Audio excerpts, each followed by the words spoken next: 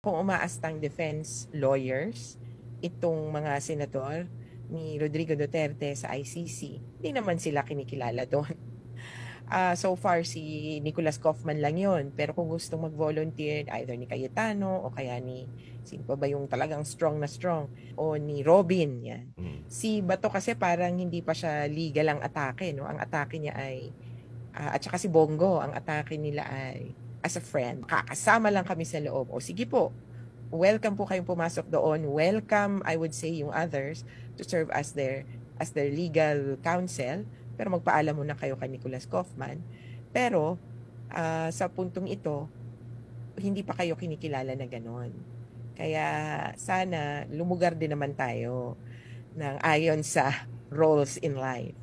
Ang Senado ng Pilipinas ay legislative body ng isang bansa na hindi miyembro ng ICC.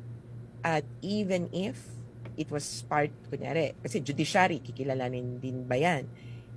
Hindi rin to some extent unless it was a decision on facts and law.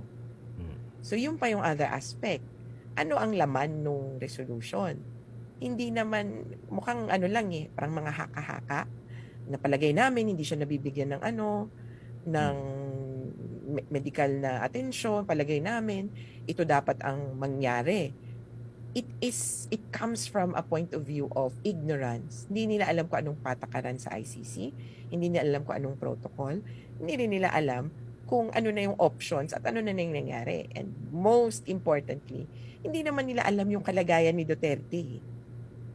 Parang nung tinitingnan ko, parang nakikinig lang din sila sa mga sabi-sabi.